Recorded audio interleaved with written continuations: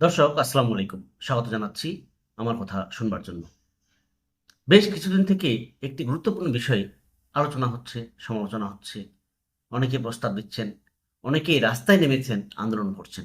বিষয়টা হচ্ছে কি, অনেকেই দাবি করছেন নির্বাচন আরও পরে হোক, আপাতত অন্তর্বর্তীকালীন সরকার যে আছে এরপরে একটি জাতীয় সরকার হোক, যে জাতীয় সরকারের প্রধান থাকবেন তারেক রহমান, বিএনপির ভারপ্রাপ্ত চেয়ারম্যান। উপপ্রধানমন্ত্রী হিসেবে থাকবেন জামাত ইসলামের আমির ডক্টর শফিকুর রহমান। একই সাথে রাষ্ট্রপতি থাকবেন ডক্টর মোহাম্মদ ইউনুস। আর উপরাষ্ট্রপতি হিসাবে দায়িত্ব পালন করবেন ডক্টর বদিউল আলম মজুমদার। এই প্রস্তাবটা কিন্তু অনেকের কাছে ভালো লেগেছে। অনেকেই চান যে আহ, ফ্যাসিবাদ থেকে যদি আমরা বের হয়ে আসতে পারি, ফ্যাসিবাদ যে আওয়ামী লীগ ছিল তার নাম নিশানা যদি মুছে দেওয়া যায়, তাহলে বাংলাদেশের ভবিষ্যৎ অনেক ভালো হবে। কখনো যেমন কেউ ফ্যাসিবাদী রূপ ধারণ করতে পারবে না, ফ্যাসিবাদী চিন্তা মাথায় নিতে পারবে না, নিবে না, ঠিক তেমন বাংলাদেশে ঐতিহাসিকভাবে একটি গণতন্ত্র প্রতিষ্ঠা হবে। আজকেও এ নিয়ে একটি মতবিনিময় সভা হয়েছে। সেই মতবিনিময় সভা কি হয়েছে আমি একটু পড়ে শোনাই। রাজধানীর জাতীয় প্রেস ক্লাবে জাতীয় ঐক্য ও সংহতি পরিষদের আয়োজনে বাংলাদেশের কাঙ্ক্ষিত আগামীর জাতীয় সরকারের রূপরেখা শীর্ষক নাগরিক ভাবনা এবং মতবিনিময় সভা অনুষ্ঠিত হয়েছে। সভায় বিএনপির ভারপ্রাপ্ত চেয়ারম্যান তারেক রহমানকে প্রধানমন্ত্রী এবং জামায়াতে ইসলামের আমির ডাক্তার শফিকুর রহমানকে উপপ্রধানমন্ত্রী করে জাতীয় সরকার গঠনের প্রস্তাব করা হয়। এই হচ্ছে নিউজ।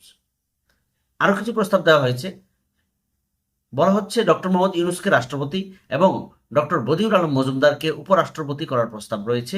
প্রস্তাবিত জাতীয় সরকারের কাঠামো অনুযায়ী প্রতিমন্ত্রী ও উপপ্রতিমন্ত্রী পদে আসবেন বিভিন্ন দল ও ব্যক্তিত্বরা। বিএনপির 25%, জামায়াতের 20%, এনসিপির 15%, ইসলামী আন্দোলনের 5%, বিশেষ গুরুত্বপূর্ণ ব্যক্তিদের 10% এবং বাকি দলগুলো থেকে 25% অংশগ্রহণ থাকবে। এই হচ্ছে জাতীয় সরকারের রূপরেখা। সভায় বক্তারা কি বলেছেন সেটা একটু শুনে আসি, তাহলে আরো পরিষ্কার হওয়া যাবে কে কি মত দিচ্ছেন। সভায় বক্তারা বলেন, জাতীয় সরকারের মাধ্যমে দেশের সুশাসন ও রাজনৈতিক স্থিতিশীলতা নিশ্চিত করা সম্ভব হবে। একই সাথে সংবিধানের শক্তিশালী প্রধানমন্ত্রী ক্ষমতা পুনর্বিন্যাস করে রাষ্ট্রপতি, উপরাষ্ট্রপতি এবং উপপ্রধানমন্ত্রীর মধ্যে দায়িত্ব ও ক্ষমতার সুষম বন্টন আনা হবে। টাইমস ইউনিভার্সিটির বিজনেস ফ্যাকাল্টির dean professor doctor Mohammad Zainul Abedin প্রধান অতিথির বক্তব্য দেন। সুপ্রিম কোর্টের আইনজীবী এস.এফ. ফরমানুল ইসলাম এবং ঢাকা বিশ্ববিদ্যালয়ের ডক্টর সাবের আহমেদ চৌধুরী সহ অন্যান্য বিশিষ্টজন বক্তব্য রাখেন। এই হচ্ছে নিউজ।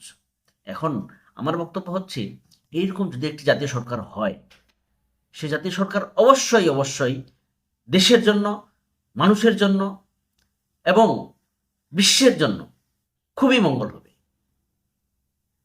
এটা আমি চ্যালেঞ্জ করে বলতে পারি।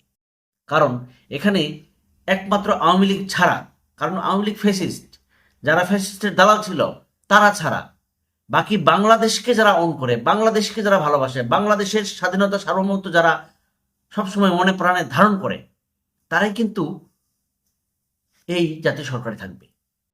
এইরকম একটি জাতীয় সরকার যখন দেশ চালাবে, তখন দেশে দুর্নীতি হবে না, অনিয়ম হবে না, স্বেচ্ছাচারিতা থাকবে না, কোনো রকম টেন্ডারবাজি হবে না, কোনো রকম অপরাধ হবে না, ক্যাম্পাসগুলোতে কোনো মারামারি হানাহানি হবে না।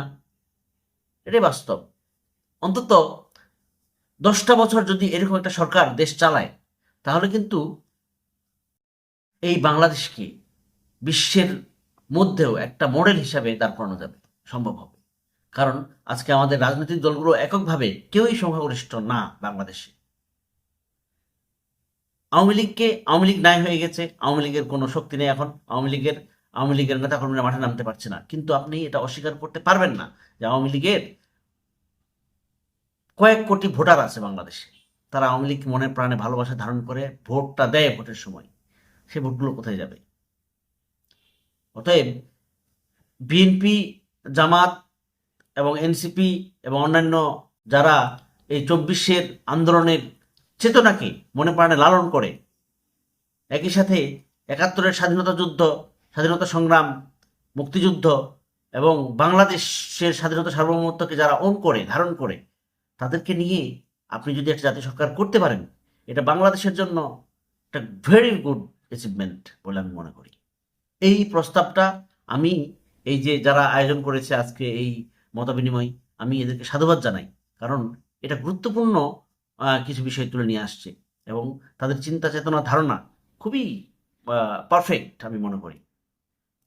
সেই জায়গায় আমরা যদি জাতীয় সরকার হিসাবে একটা সরকার যদি আমরা গঠন করতে পারি এবং এই সরকার যদি 10টা বছর ক্ষমতায় থাকে এবং এই 10টা বছর যদি দেশকে চালায়, তাহলে পরিচ্ছন্ন একটা রাজনীতির পরিবেশ তৈরি হবে, পরিচ্ছন্ন বাংলাদেশ তৈরি হবে, পরিচ্ছন্ন গণতন্ত্র চর্চা হবে, পরিচ্ছন্ন একটা অর্থ ব্যবস্থা হবে, কোনো করাপশন থাকবে না, নিশ্চিত আমি বলতে পারি। দর্শক, এখন এ পর্যন্ত। আল্লাহ হাফিজ, আসসালামু আলাইকুম।